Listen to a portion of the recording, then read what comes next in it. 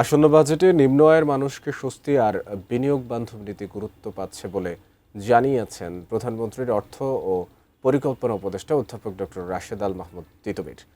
বাজেটে মোটরসাইকেল ও অটোরিকশায় বাড়তি করের খরচ থাকবে না বলেও জানান তিনি। বাজেট নিয়ে এটিএন নিউজের সাথে একান্ত আলাপকালে সরকারি চাকরিজীবীদের নতুন পে স্কেল বাস্তবায়ন নিয়েও কথা বলেন তিনি। বিস্তারিত মাহাদি সেকান্দারের রিপোর্টে। বিএনপির নেতৃত্বাধীন নতুন সরকারের প্রথম বাজেট, যেখানে সাধারণ মানুষকে মূল্যস্ফীতির চাপ থেকে সুরক্ষা দেওয়া ও নির্বাচনী ইশতেহার পূরণের প্রতিশ্রুতির চ্যালেঞ্জ রয়েছে। সে সাথে আছে ভঙ্গুর অর্থনীতি থেকে উত্তরণের চেষ্টা। ফলে বাড়ছে বাজেটের আকার, যা সম্ভাব্য 9,38,000 কোটি টাকা। সর্বজনের অর্থনীতিতে অংশগ্রহণ নিশ্চিত করা যায়। প্রধানমন্ত্রীর অর্থ পরিকল্পনা উপদেষ্টা ডক্টর রাশেদ আল মাহমুদ তিতুমির এটিএন নিউজের সাথে আলাপকালে তুলে ধরেন আসছে বাজেটে সরকারের নানা চ্যালেঞ্জ। বিনিয়োগ বাড়ানোর মাধ্যমে নতুন কর্মসংস্থান তৈরি করা দরকার।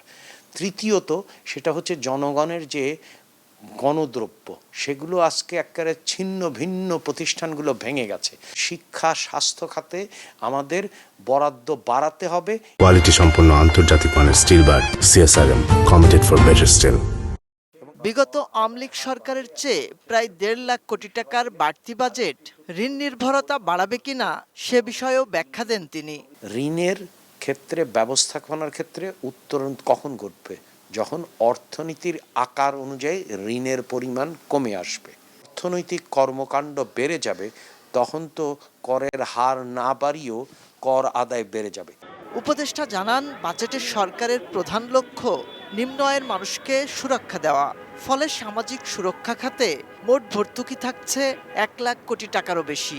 অবহেলার মধ্যে আছে, অধিকারহীনতার মধ্যে আছে, তাদেরকে সেই অধিকার প্রাপ্তি ঘটে। এবং আমরা বিজ্ঞানভিত্তিক পদ্ধতি ব্যবহার করছি এবং ভবিষ্যতে আমরা ওয়ান সিটিজেন ওয়ান কার্ড ওয়ালেটের দিকে যাচ্ছি, যাতে করে সবাই অর্থনীতিতে অংশগ্রহণ করতে পারে।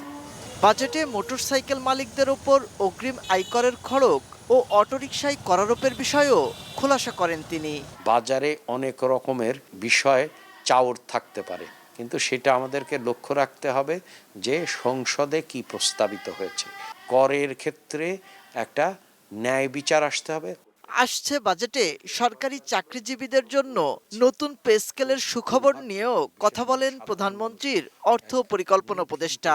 স্ট্র্যাটেজিক প্র্যাগম্যাটিজমে যেতে হবে, অর্থাৎ পর্যায়ক্রমে, যাতে করে সবার জন্য অর্থনীতি। মাহাদি সেকেন্দার, এটিএন নিউজ, ঢাকা।